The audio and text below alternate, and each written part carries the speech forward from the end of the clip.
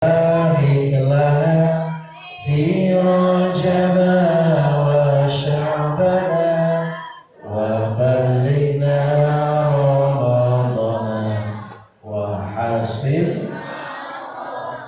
Ayo semuanya, Allahumma salli ala sayyidina Muhammadin wa alihi wa sahbihi wa man tabi.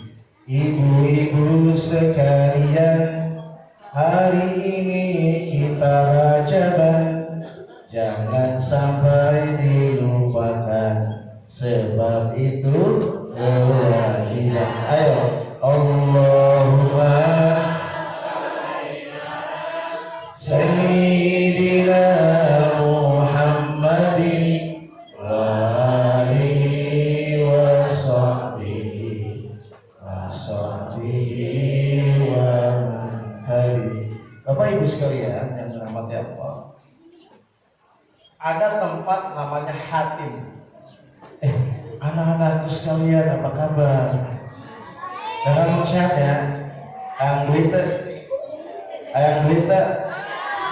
Tadi Ustaz dari Baraha, Ustaz apa? Dari Baraha.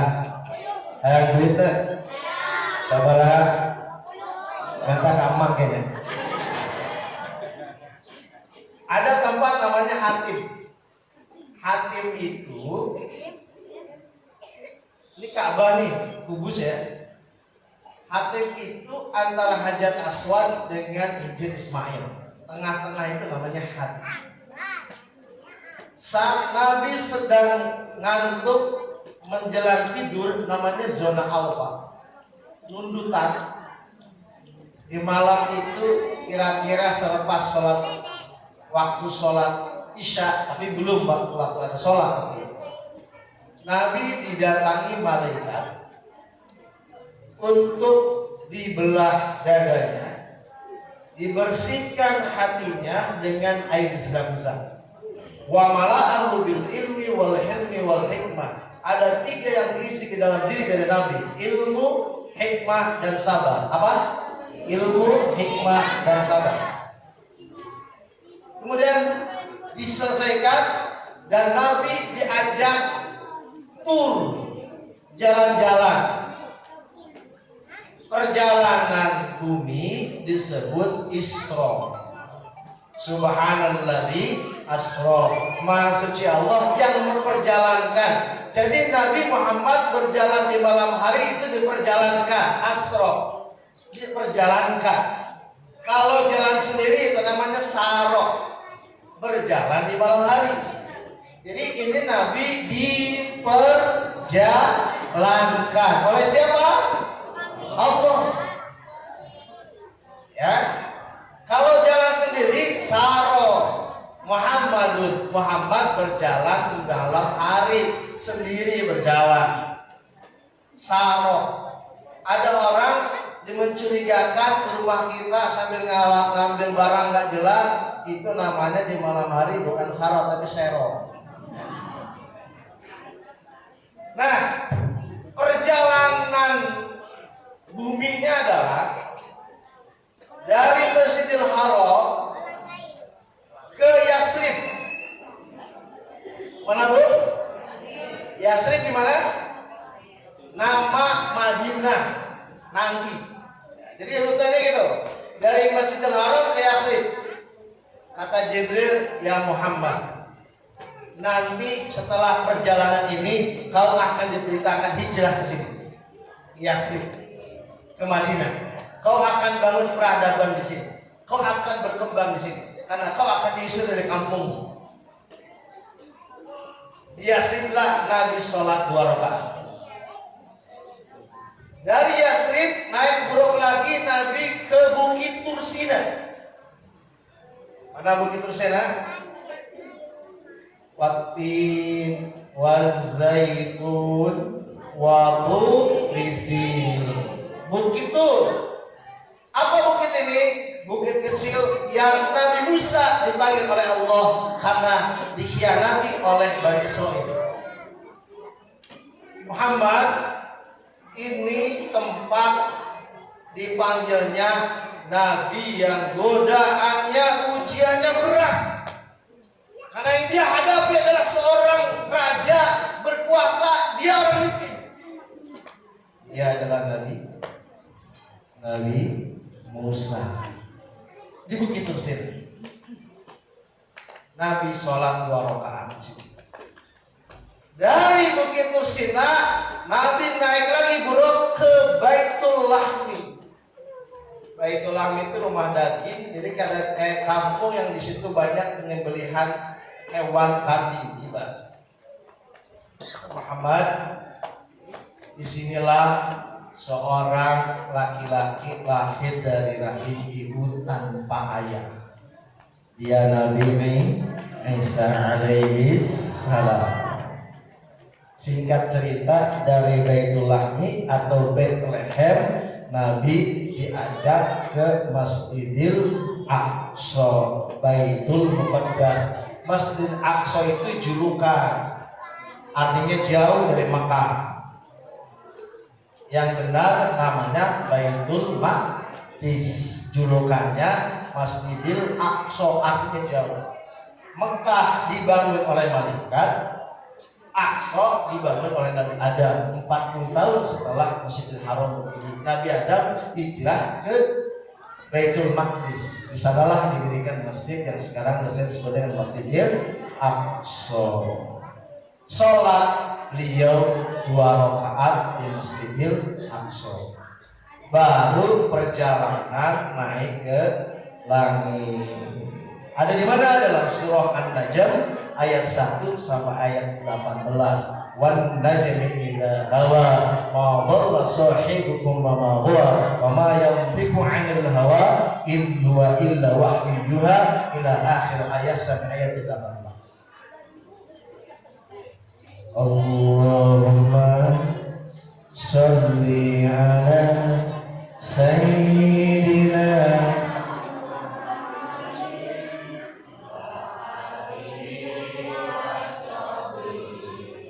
wassabihi. Ibu-ibu sekalian yang kalau ngaji lamanya dandan, dekat suami acak-acakan, itu keterlaluan. Allahumma sayyidina wa alihi wa sahbihi. Nah, dari peristiwa rihlahnya Nabi ini semuanya ibadah sholat. Masjidil Haram tempat sholat. Di Yasrib Nabi sholat. Di Bukit Tursina Nabi sholat. Di Bethlehem Nabi sholat. Di Aqsa Nabi sholat. Sampailah Nabi ditanya, Ustaz, emang udah ada sholat? Kan belum ada perintah sholat. Itu sholatnya Nabi Ibrahim, gitu ya. Jadi jangan salah paham, bukan. Sholat itu berdoa, munajat dengan millat Ibrahim, ajaran dan agama Nabi Ibrahim. Di atas dapat perintah sholat. Sholat dari sekian ceritanya panjang. Akhirnya beliau turun ke bumi mendapat pelajaran dan kewajiban sholat 5 waktu. Nah, tema kita adalah meneladani akhlak mulia Rasulullah, mendalami hikmah perjalanan Isra wal Mi'raj. Apa yang bisa kita pelajari dari peristiwa Isra wal Mi'raj? Kan itu. 2, 1 sholat, 2 masjid. Betul nggak? Sholat tadi udah dibahas sama guru kita. Sekarang kita bahas masjid. Hati-hati ibu-ibu. Hari ini saya dan para kiai gelisah dengan dunia medsos. Ada perempuan muda hafizul Quran, ahli tafsir, ilmu Al-Quran dan tafsir. Dia sarjana ilmu Al-Quran dan tafsir. Tapi dia berani menggugat Allah. Sekarang lagi viral di TikToknya. Ceramahnya nggak pakai kerudung, you can see, bahasa Inggris juga Anda bisa, kan? Kamu can bisa see my cat. You can see my cat. Celana pendek, bicara tafsir, menggugat Al-Quran, wanita. Hati-hati tuh, ibu-ibu yang gemar lihat TikTok, medsos, hati-hati. Ada Buya bilang gini, kok bisa ya Al-Quran, ibu ya Kiai, kok bisa ya Al-Quran bilang Masjidil Haram ke Masjidil Aqsa, kan Masjidil Aqsa belum ada. Dia karena begitu rendahnya pemahaman bahasa Arab. Nah, makanya saya bilang dalam tadabbur Quran, syarat untuk memahami tafsir atau lebih jauh tadabbur Quran, pemahaman bahasa Arab dasarnya harus paham. Jadi Buya ini gak paham, masjid ini seolah-olah harus sesuatu yang besar, Masjid Istiqlal gitu, masjid besar. Masjid itu isi makan dari sajadah, yasjudu masjidan, tempat sujud. Di rumah ibu ada sejadah, di kamar itu bisa dikategorikan masjid, cuman bukan jami'. Jami' itu tempat orang sholat Jumat. Bukit Tursina juga itu bisa dikatakan masjid. Di sana Nabi sholat. Jadi salah paham. Masjid itu harus megah, tidak.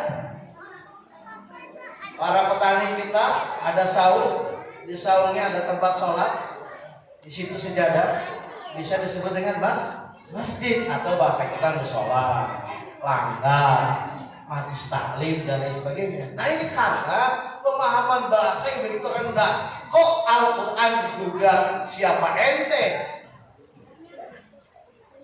Ada lagi Abu Marlo. Wah, udah kacau, hati-hati. Dunia medsos hari ini Islam diserang dari dalam. Makanya lebih baik ngaji itu datang ke masjid, ke majlis taklim guru-guru kita. Insya Allah selamat. Pak Tony akan memfasilitasi untuk kajian-kajian di sini. Rajin mengingatkan ustaz-ustaznya. Kalau nggak diingetin mah oh iya jadwal di sini ya, gitu ya. Nah, jadi masjid, apa yang bisa kita pelajari dari masjid? Siapa orang yang tadi masjid termasuk syiar Allah ya? Orang-orang yang hatinya mu'allaqun bil masajid. Ada 7 manusia yang akan dilindungi oleh Allah pada hari kiamat. Salah satunya rajulun qalbuhu mu'allaqun bil masajid. Orang rajulun, seseorang laki-laki maupun perempuan yang hatinya sudah hati masjid. Hatinya selalu ingin sujud kepada Allah Subhanahu wa ta'ala. Jadi apa yang bisa kita pelajari dari satu hal peristiwa Isra dan Mi'rajnya Nabi adalah masjid.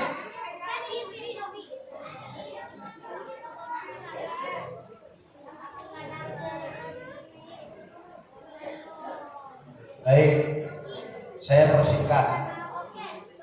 Ada 4 tanda orang itu dikategorikan sebagai ahli masjid, perempuan ataupun laki-laki. Dia insya Allah pada hari kiamat akan mendapat naungan Allah Subhanahu wa ta'ala. Dia termasuk orang-orang yang bertakwa kepada Allah Subhanahu wa ta'ala. Yang pertama, ingat nih, anak-anak dengerin Ustaz, insya Allah terakhir ada kuis dari Ustaz. 1, orang yang hatinya cinta masjid akan mengalami satu situasi kuwatul iman yang kokoh. Iman yang kokoh. Orang yang dekat dengan masjid, kepercayaan diri kepada Allah kuat. Apa itu iman? Saya punya guru di di Bogor, namanya Kiai Haji Toto Mustafa Abdul Bimo. Beliau bilang ini, iman itu, ibu, iman itu gagasan besar. Jadi kalau orang beriman tuh melihatnya begini, bukan begini. Kalau begini bukan ketek. Jadi kalau sudah iman tidak ada masalah lagi dengan Allah. Allah mau ngomong apa aja percaya. Ibu lihat keluar sekarang, ibu lihat keluar. Di sana ada langit, ada ya? Itu namanya sama dunia, langit dunia. Ini Ustaz kasih tahu nih.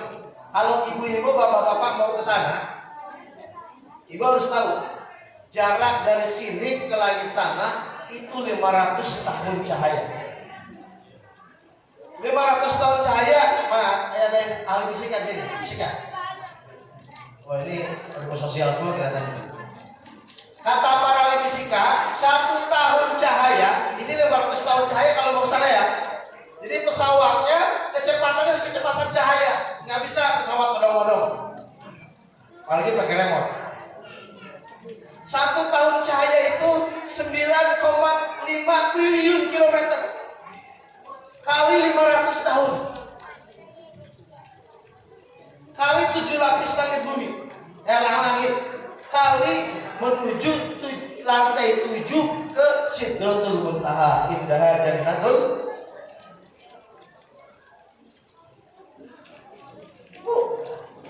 Ini bukan main-main loh. Ini perjalanan bukan main-main. Nah, begitu Nabi Muhammad turun ke bumi, maka Muhammad disebut orang gila. Ya, gila. Datanglah Sayyidina Abu Bakar Siddiq. Wahai Abu Bakar, kenapa? Tuh, teman Muhammad katanya udah naik ke sini ke langit. Kata Abu Bakar, siapa yang bicara? Muhammad. Kalau yang bicara Muhammad, aku percaya. Makanya dari situ Abu Bakar dapat gelar langit.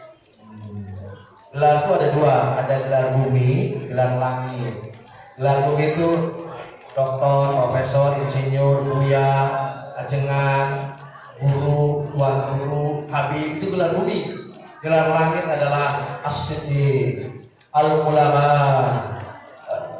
ulil albab, innal ladzina amanu wa 'amilus shalihati ulaika hum khairul bariyah. Itu gelar-gelar langit dari Allah Subhanahu wa taala. Iman, kalau sudah iman, saya mau tanya anak-anak, tanya Ustaz. Ada nabi dengan tongkatnya bisa membelah laut. Nabi siapa?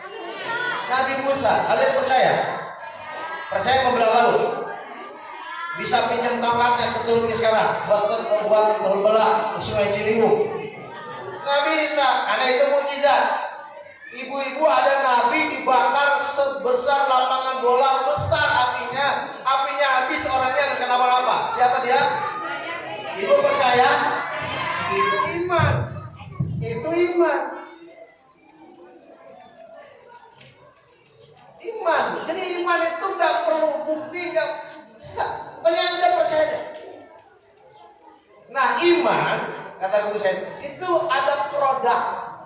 Namanya rukun Islam, sholat, zakat, puasa, haji, dan seterusnya, Quran. Bukti iman adalah ini laksanakan. Tapi kenapa orang beriman, sholat, puasa, haji masih korupsi juga? Koruptor. Apa bedanya korupsi sama koruptor? Korupsi apa? Perilakunya. Koruptor? Bukan. Koruptor itu orang yang ketahuan korupsi. Kalau belum ketahuan masih pejabat. Koruptor. Kenapa Ustaz orang beriman, dia sholat, dia zakat, dia haji? Nih, saya bukan cerita bohong, kayak Ustaz, arek milu moal, kamana, yai ngalongok saha, eta, kan, bapak orang terpesantren kilat, di mana di Sukamiskin. Mana Bu? Di mana itu? Bandung. Oh, Sukamiskin itu berarti dua alat bukti. Ngalongok Ustaz, saya mikir ngalongok kiai ngalongok arek minum mah. Saya ada acara keren loh Ustaz, bisnya VIP. Wah, makanannya padang pagi sore, amplopnya wah, rokoknya 2, 3, 4 satu bos, sarungnya BHS Premium. Saya waktu itu ada acara di Kalimantan Ustaz, gak bisa. Waduh, itu sholat berjamaah di sana. Tuh, sholat, iman, sholat, puasa dan lain-lain. Tapi dia karena ada satu lagi yang belum tuntas, ihsan. Jadi kalau iman gagasan besarnya, Islam adalah produknya, ihsan adalah quality controlnya. Makanya berterima kasihlah kepada ulama-ulama kita yang mengarang kitab tasawuf, kitab akhlak. Ada Imam Al-Ghazali, ada Syekh Hasan Al-Basri. Di Indonesia ada Imam An-Nawawi, Tanara Banten. Ada ulama Zainuddin Al-Malibari, ada Ibnu Hajar Al-Asqalani dan lain sebagainya yang menuntaskan iman kita. Makanya masjid menguatkan iman. Di Syaban ini guru kita sudah bilang banyak berpuasa, banyak sholat sunnah di masjid. Nanti ketika Ramadan datang panggilan, ya ayyuhalladzina amanu kutiba alaikumussyam. Ketemu tuh berat. Karena jiwa yang iman ketemu dengan panggilan. Wahai orang-orang yang beriman. Jadi masuk ke dalam puasa, ketemu melebur dengan puasa, menyatu bahagia puasa. Senang gak mau puasa? Senang gak? Berapa hari lagi? Sekarang tanggal berapa Syaban? 10 apa 9? Kok tanggalannya perbedaan pendapat? Udah kayak para ulama itu. Ya kurang lebih berapa hari lagi? Begini, kalau Rajab 30 berarti Syaban 29. Kurang lebih berapa hari lagi? 19 hari lagi menuju Ramadan. Kalau ahli masjid ini yang imannya sudah jadi dipanggil oleh Allah dengan ya ayyuhalladzina amanu kutiba alaikumussyam, maka dia akan menyambut Ramadan dengan penuh bahagia. Senang lu disiapin, dia mandi. Orang-orang tua dulu kita kalau Ramadan mandi yang mesti. Siapkan sajadahnya, siapkan ininya. Wah, semuanya berbahagia.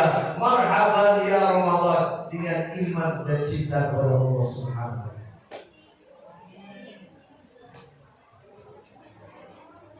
Allahumma shalli ala sayyidina Muhammadin wa alihi wa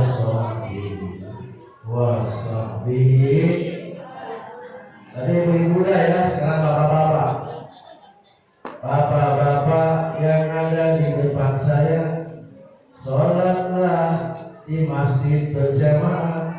Kalau tidak mau juga ibu kasih mukena. Allahumma shalli ala sayyidina Muhammadin wa alihi wa sahbihi.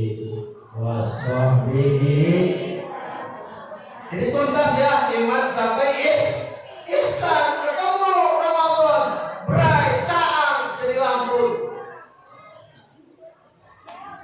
Ini Ramadan kan gak kayak Krisdayanti, tuh Ramadan Krisdayanti menghitung hari. Eta kalender imsakir yang ditinggal ya guys kan. Di tempat belajar ayat kalender imsakir, di kamar mandi, di dapur, di ruang tamu, yang dibolehkan teh waktu maghrib, masya Allah, Tidak dengan orang-orang yang menyatu dengan Ramadan.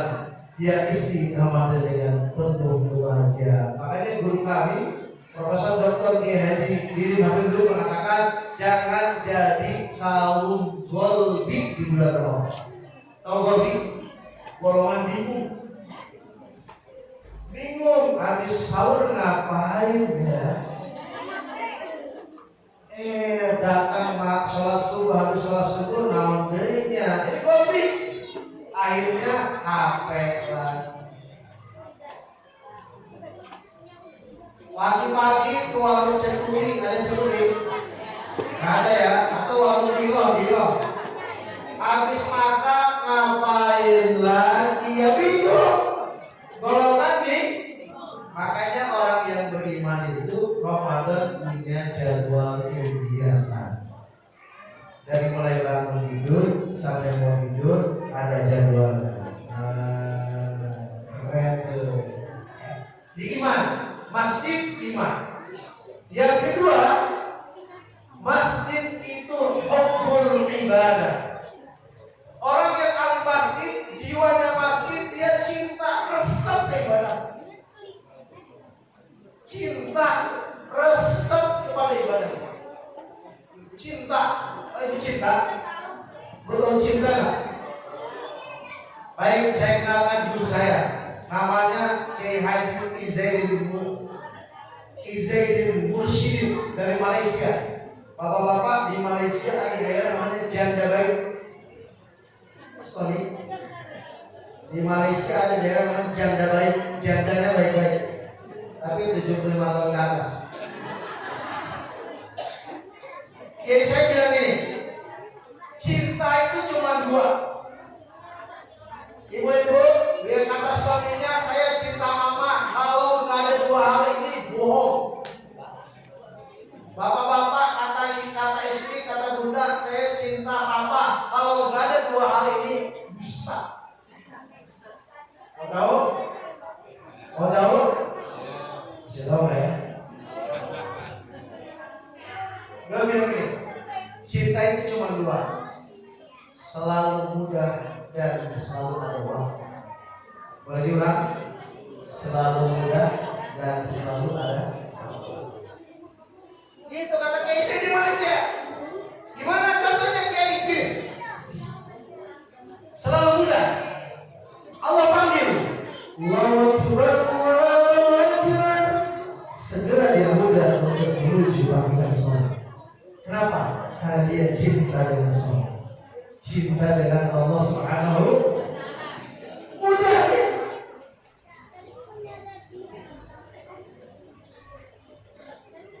Disebut nama Muhammad sallallahu alaihi wasallam. Allahumma shalli wa sallim. Cinta kepada Nabi selalu mudah dan selalu. Cinta sama pasangan. Bapak suka nyuruh istrinya, mah bikinin teh manis mah, bentar. Nah, mah, mama, mama Iroh binti Majnun. Kalau sebut nama can hanjak ya. Itu tanda masalah cinta suami. Karena dia tidak mudah dipanggil oleh suami. Bapak-bapak deh, ibu-ibu sarwa semuanya. Allahumma sholli ala sayyidina Muhammadin wa alihi wa sahbihi. Jadi cinta itu selalu mudah, selalu sudah selesai. Orang yang cinta ngaji sudah selalu mudah untuk berangkat ngaji, nggak perlu ada teman. Ini ngaji kayak kedua ayam mereka baturan dua.